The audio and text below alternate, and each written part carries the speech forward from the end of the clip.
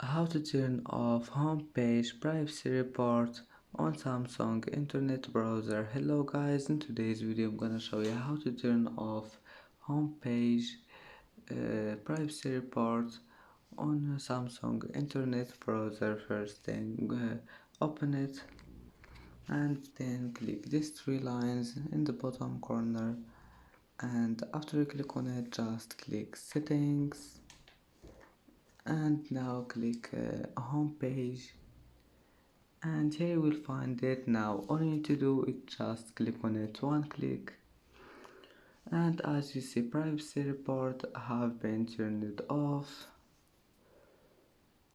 And that's it for today's video.